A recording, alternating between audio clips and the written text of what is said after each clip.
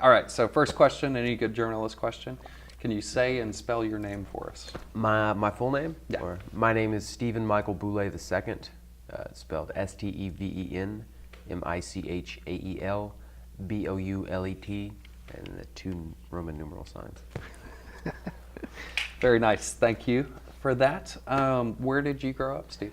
I actually grew up south of Crowley around a little area called Lawns Point, which is not actually a city, just sort of an area in the middle of nowhere. Is that the back of Karen Crow? I've heard the back of Karen Crow. You mean Kaplan? That's Kaplan? Yeah, no, not even as big as Karen Crow. It's actually in between Crowley and Kaplan. Okay. I don't really feel like I grew up in any city. I grew up near cities. I grew up near Crowley, but there were crawfish ponds in the front of the house, on the sides, and across the road.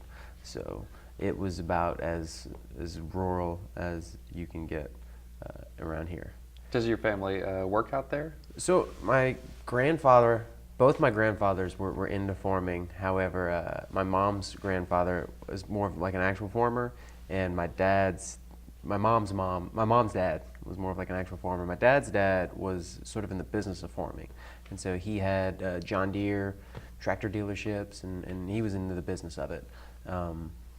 So we grew up kind of near their area, near their territory, right down the road from where my dad grew up. So I was sort of, one side of the family was very into farming. They still do it. The other side of the family, it was kind of the remnants of it because they had just been in the business of it, had owned land, but I think other people had farmed it for him, and he had been more of the CEO of Boulet Farms instead of being the actual farmer. And he had branched out in a lot of different things. Where do you fall on the farming spectrum somewhere? Or So I wholesale crawfish professionally right now. That's where 99% of my income comes from. So I guess that's farming, Although I don't farm any crawfish myself, I just wholesale. So I manage accounts and then worry about supply, and then just try to make sure I never have more than I can sell and always have enough to keep everybody happy. Just balance those two things. Well, so what was it like? Did you do a lot of farming when you were growing up, or what was it like growing up where you grew up? I spent some time in the boats with my mom's dad, the grandfather on that side, in a crawfish boat a handful of times. And we were always around farming. Like I said, it's crawfish ponds, on every side. I can remember it flooding, and then the ditch dug around our property, being filled with them and catching them one by one. And then having Mom, on the stovetop kind of make me a half-a-pound crawfish boil with the ones I had caught. And I can remember, walking through those muddy fields and like legit worried we were going to get stuck, went down to our knees as kids. But my father, was not a farmer. He was in sales, and so that was the more immediate, thing that I saw. And it was, I understood on the periphery that his dad had been into farming in some kind of vague way, and then it was also understood in the periphery that my mom's dad, that side of the family, they still did very actively farm. And her brothers, her brother farms, and so they were still in that business very much, but it wasn't something that I was, in too much. What would be maybe a surprising thing about growing up where you grew up that maybe people would be surprised by? Man, surprised by it. It's so hard that's so hard to answer, isn't it? Because from my perspective, everything was perfectly normal. I threw a statement out one time talking to some friends that they kind of laughed at, and they have lived in much more places than me. But I thought that surely more than half of the people in the United States have obtained their own food and then cleaned it and cooked it and eaten it. And they thought that that's a very small percentage of people. And so for me, I thought everybody, as a kid, even if you didn't kill it, we would pluck the duck that my dad killed, or we would go fishing, but we would obtain food somehow. And there was no one, I feel like I don't know anyone who didn't obtain food somehow. But maybe looking back on it, it was these people's first experience when they came with me. And there's apparently not a lot of people who still haven't done that. Do you feel like that makes your outlook on the world slightly different? Oh yeah, everyone should have to go get their own food. It's way too easy to get food. That's the number one problem I feel like with the whole world, is it's too easy to get food. I think it grounds you in a lot of ways and kind of reminds you like this is the reality of life. Everything else that can seem so important and can seem literally life or death, it is not life or death. You know, life or death is eating or not eating. Life or death is shelter. Life or death is water. And I think that I love, you know, the society we're in, and I love Wi-Fi and I love YouTube. But when you forget where you came from, you kind of don't know where you're going, and you can't appreciate it. And taking a lot of this awesome stuff for granted, I think is probably the root cause of a lot of the ills of the world. Do you do a lot of hunting as well? I don't do a ton of hunting, but you know, I try to get out at least once a year. I've been able to get out at least once a year for the last 3 or 4 years, and it's something I feel like I wish I had more time for, and I wish I would make more time for it. But it's more important, I think, just that it stays not in my periphery, like that stays a reality. More than that, you know, I need to make that sure, like long-term goals that I've kind of set. One of them would be to be only eating, you know, game meat that I've gone out and obtained myself, right? But for now, that's not a necessity, right? That comes secondary to other goals. But staying connected is a primary goal. So like, at least once a year. That's cool. Yeah. That's awesome. I think that's a good philosophy too. A grounded philosophy. Yeah. Like that. Did you go to college? I went to college. I went to McNeese for 3.5 years. I got 1 semester away from graduating in business marketing, and then just kind of, you know, I started to feel like, are you aware of the sunk cost fallacy? No. So the sunk cost fallacy, and I'm probably going to butcher this, right? Normally you just look something up and like tell you exactly what it is, but it goes something like the decisions you're making in the future are kind of based on this concept that I've already invested, you know, all this time into this thing. I've already invested all this money into this thing, and I can only get it back if I continue to invest money and time into it, and then, you know, maybe it'll pay off. And started to realize, you know, this degree, right, that I'm pursuing, right, it's not going to benefit me. It's not going to benefit my life. I'm not going to do a job that requires this business marketing degree. I don't even like business marketing. You know, I had some aptitude for sales, and I had some real success in various sales jobs. So I thought that business marketing was the closest thing to sales, but it's really not. And there's a lot more focus on, it seems like, demographics and looking at people more as numbers. In the environment that I thrived in was talking with someone one-on-one, you know, with a customer, and being able to be charismatic and being able to sell a product that I'm passionate about, you know, and then I'm just talking about it, and it came very naturally and intuitively. And so, like I said, then I realized that, oh, this isn't related to that. And I've invested all this time and money into it, and so do I want to continue to invest more time and money into this thing just to have this piece of paper that I'm not really going to value? Sure, my parents would value it, other people would value it, and sure, there's a stigma attached with being a college dropout, but it kind of came down to, no, I don't care about any of that. I would rather keep the money and time and put it towards something else. And around that same time in my life, I had started wholesaling crawfish, right? I had been able to, through opportunities given me by my father, build up a business, and it was making plenty of money, you know, to the point that I realized if I have to do something just for money, you know, this is plenty fine. This is plenty of money. It's fair compensation for my time. I don't hate it, you know, even if it's not necessarily an inherent passion.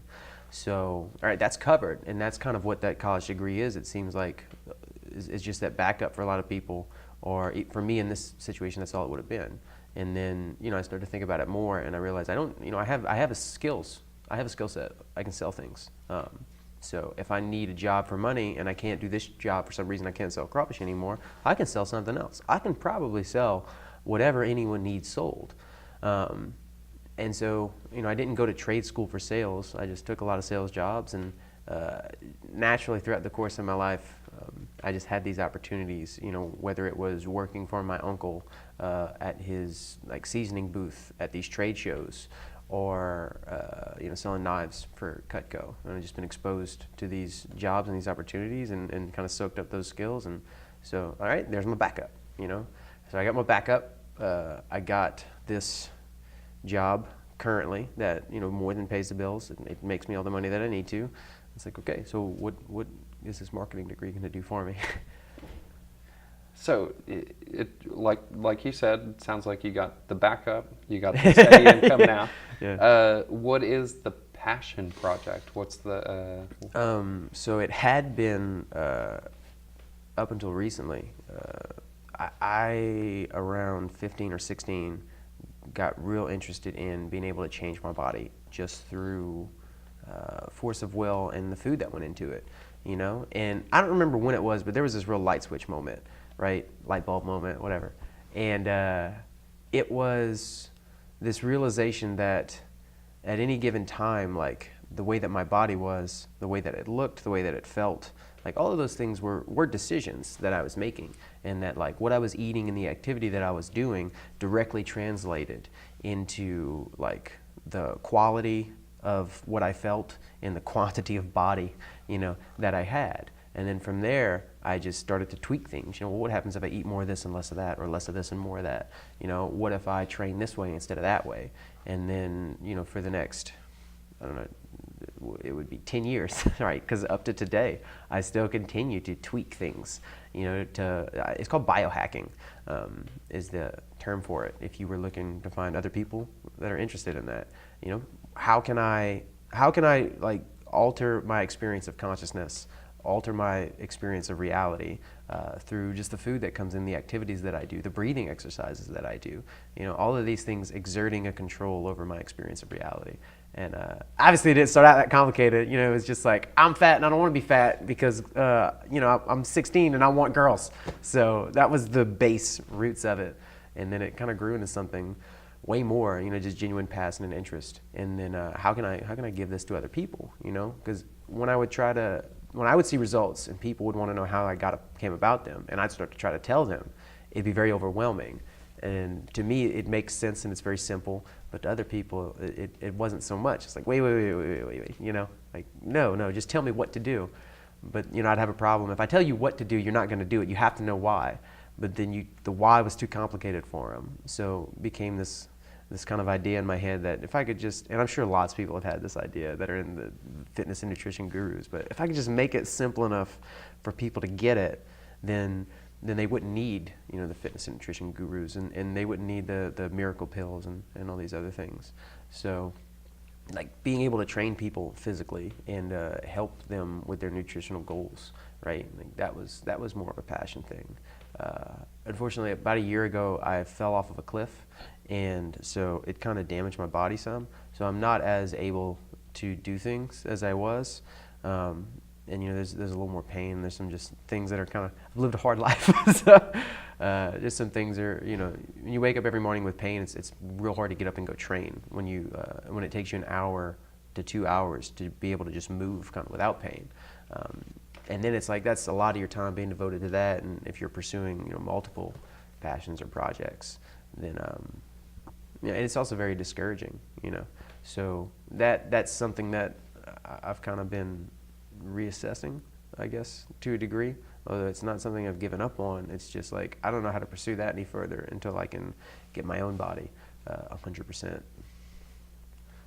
Okay, so I have two follow-up questions after that last answer. I'm going to start with number one, and I hope I should remember to get back to the. So number one is, how did you fall off a cliff? Can I ask? Yeah, you can ask.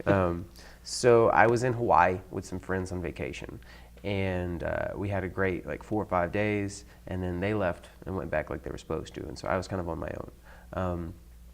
I drove around and went to this place called Waimea Beach.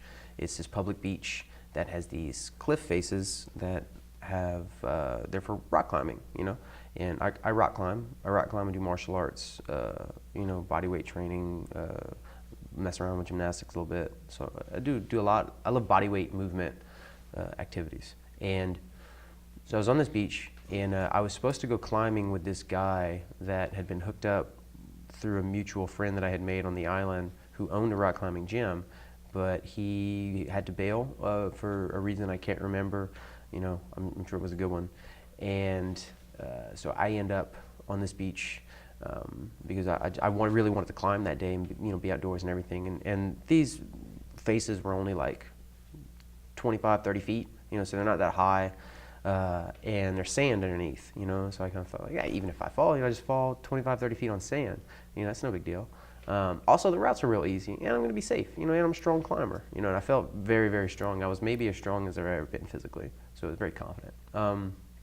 Also, I started running up routes, and I climbed 4 or 5, you know, no problem, easy. I climbed all of the cliff faces that were like on the shoreline, you know, and then kind of like thinking, all right, you know, I'm done, decent workout, you know, it's fine. Nothing was really like challenging, and I didn't really get that feeling that I like to get when I climb, which there's this feeling of when you're doing something scary and you overcome it, you know, like that feeling of feeling fear and then overcoming it is addictive for anyone who's, you know, and it doesn't have to be physical, right? Like open mic nights, you know, say if I'm scared to perform or act in front of people, and you do it anyway, and you do a good job, right? That feeling is that's my number one drug addiction, I would say. So I go around this corner, and it probably didn't hurt that there were like very attractive girls around, kind of watching, like, oh, you know, and I see this crack, and this part of the beach is kind of like shielded from the wind of the waves. It seems like it's crumbly, right? Like it doesn't look well maintained. I can tell people don't climb it because I don't see chalk. But I know it's a route because I can see like, oh yeah, there's how you get up that. And there's also like a big other rock underneath it, right? So it's not sand at the base of it, it's rock at the base of it. And, you know, and I see it, and it kind of, I feel it's a little scary, you know, and up to this point in my life, and still really, when things scare me, I feel almost like I have to do them, because otherwise you're letting the fear dictate your behavior to you, which if you have a hard rule the other way, you're still letting the fear dictate your behavior to you.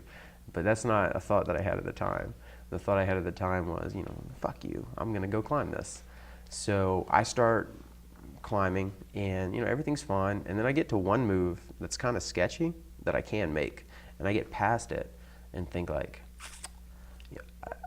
I don't want to down climb now at this point, because I don't know how I would reverse the movement I just made, because it was a little awkward. So I'm gonna have to finish it up to the top, even though a part of me was like, I should probably down climb, you know, because that was kind of sketchy. So I get up a little higher, and then there's this big flake, and I go to grab it, and it's loose, right? So I can't use this big flake to get over the top, which would be an easy way to get over the top. So I get past it a little bit, and now I am finished climbing, right? Like I can reach up over and feel the lip, right? But it's just sand and crumbly, and so there's nothing, I can't just grab it and pull myself over. And I'm kind of wedged sideways into this crack that runs like that, right? And I have a foot here in this wall and a foot here on that wall. And as I'm here thinking like, how am I gonna get over that? A foot just blows. And I just started falling. And then I landed on both feet and like compressed. And, you know, I mean, right away, you know, like, something's wrong. You know, you don't feel pain, I think, in those moments. Adrenaline's surging, but I right away knew something had to be wrong. So I started walking out onto the beach, just trying to get like as close to my car as I could, as fast as I could. And I don't remember how far I made it, maybe like a couple hundred feet. And these people came running up to me, and they were like, "Are you okay?" I said, no, I'm not okay. And then they looked real confused by that answer. You know, I wasn't panicked. I was like, no, I'm not okay. You know, like, they just repeated the question, are you okay? And I sat down and I said, I'm not okay. Go get that lifeguard over there. Because it's a public beach and there's a lifeguard. And they're like, wait, what? And I'm like, go get the lifeguard. You know, and they come over and they start inspecting me. And, you know, I'm telling them, like, listen, I just fell off. I'm fine. I just need someone to get me to my car so I can get to a hospital. They're like, no, we're not going to do that. You could have internal injuries or head trauma or this and that. And I'm like, I didn't hit my head. You know, I'm perfectly lucid. But my feet are really starting to hurt. So does my wrist. So there's like a little bit of a back and forth, but the pain kind of started to grow to the point that like I really can't fight anybody trying to do anything right now. Do what y'all got to do. And so they called an ambulance. They strapped me to a board. They put me in the back of the ambulance, and they brought me to the hospital. And I kept refusing like pain medicine. I think because I was so furious with myself for climbing a cliff and then breaking both my feet. It was like, no, you deserve it. You should feel pain. But on the ride got so bumpy at one point, I let her give me a little something. But it was like only lasted for 10 minutes. So by the time I got back to the hospital, I was back in it. And then that voice had kind of gained strength almost of just like, you suffer. So they bring me in and they clean me up and they x-ray me and they tell me there's 3 broken bones in my left foot and there's 2 broken bones in my right foot and there's a broken bone in my wrist. And okay. And also, it looks like all the tendons in your left ankle might have exploded. And I was like, okay. And then it kind of just sat like that for a while. Just kind of, because there's nothing to do after that if you get all that diagnosis. And I wasn't in the ER. I was in, there's like a step down from that. And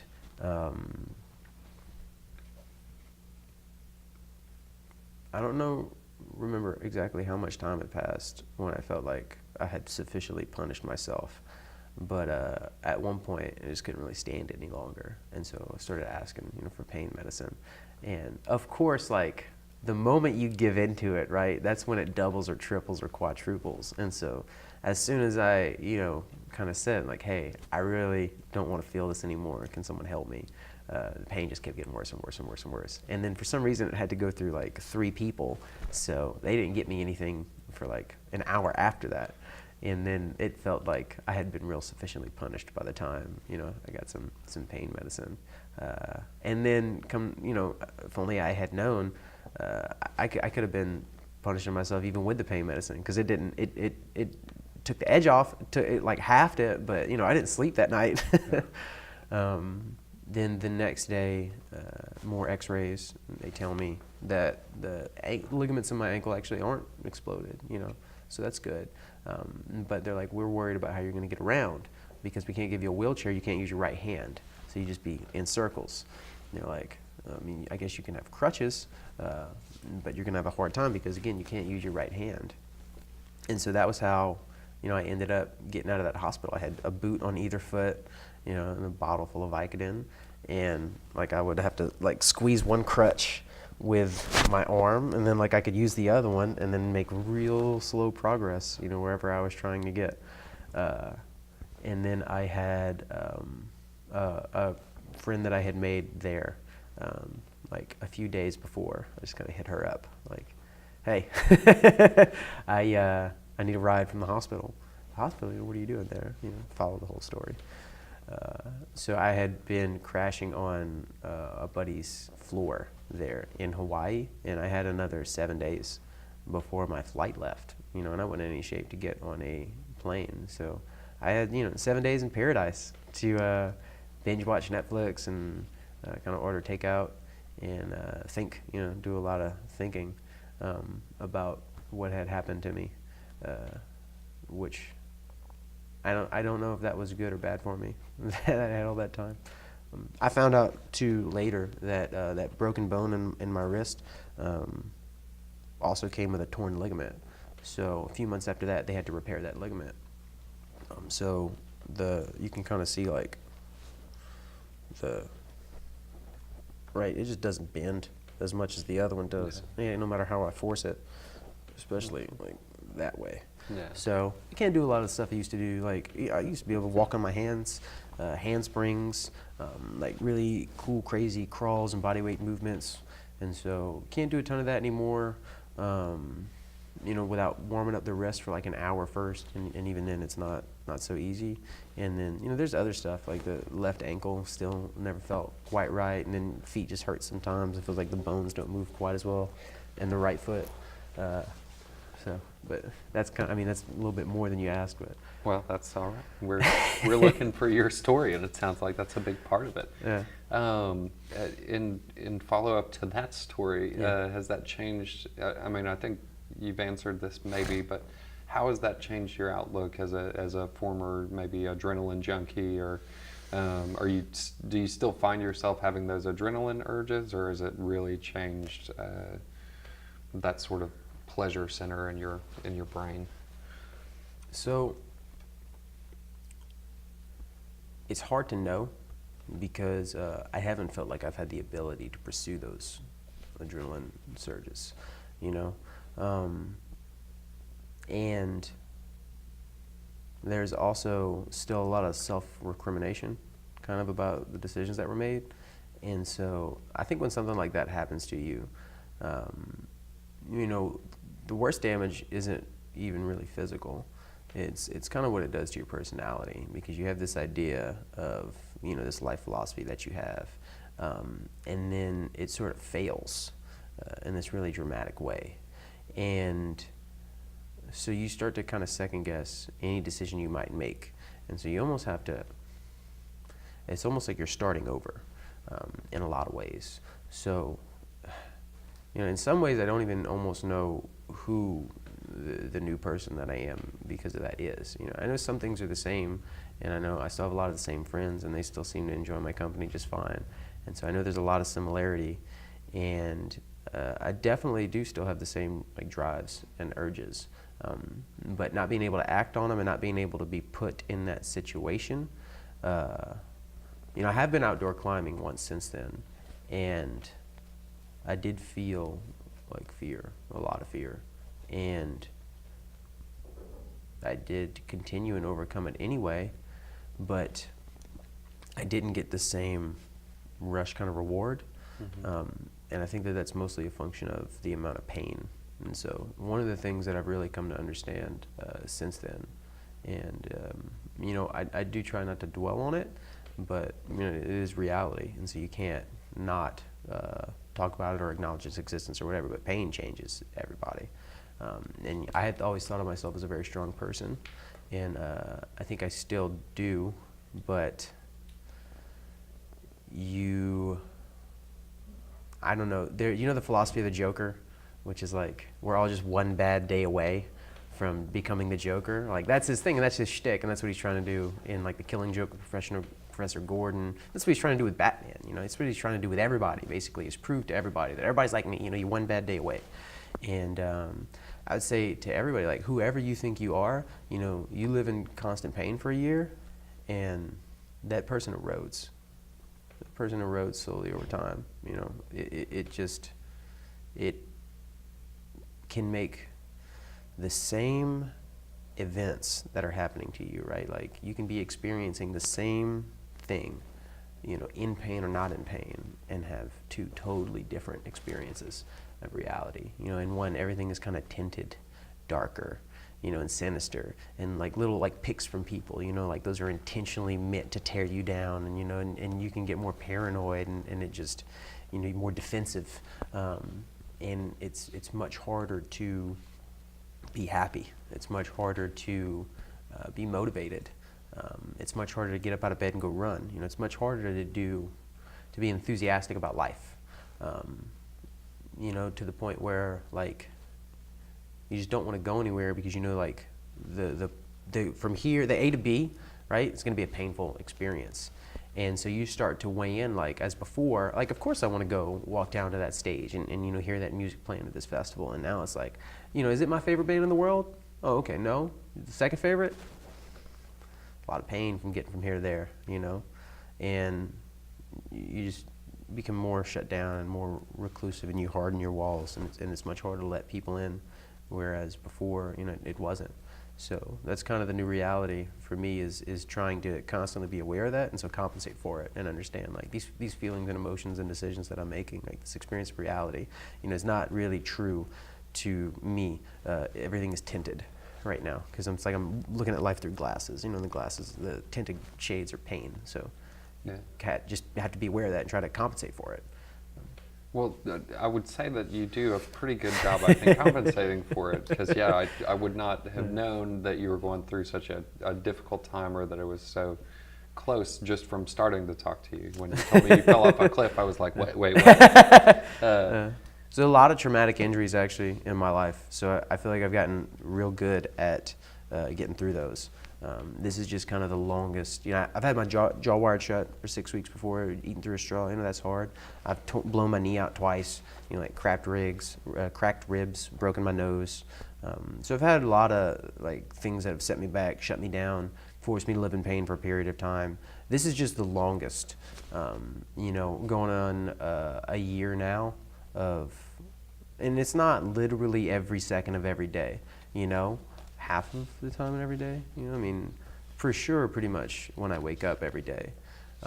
So it's just, as before, I guess I got pretty good, I think, at dealing with acute pain and acute injuries. And so now this kind of chronic thing that's just dragged out forever, you know, is like, okay, I've dealt with this for 6 months before, you know, I've dealt with this for 8 months before. You know, so you start to get into like, am I going to be able to do this for the rest of my life? You know, and those questions kind of set you back a little bit. Yeah, sure. What do you think there is any advice a past self of yours could give your current self, that like a younger version of yourself who had just gotten through a previous trauma? What do you think that person would tell yourself now? Wait, so what advice that a past self would give my present self? Let's say, like, yeah, your brazen self who's just out of a recent trauma or a recent traumatic experience. Oh, it always seems like it's going to last forever when you're in it. Mm-hmm. Yeah, and I tell myself that, I try to. But yeah, all bad things that are happening to you have to precede the good things that are going to happen to you, right? And so every human, I think, experiences these same really tight loops. And it's not to say that, you know, like, you don't change, but it's almost like every human seems to be reliving the same stories over and over and over and over and over again, archetypically with different details.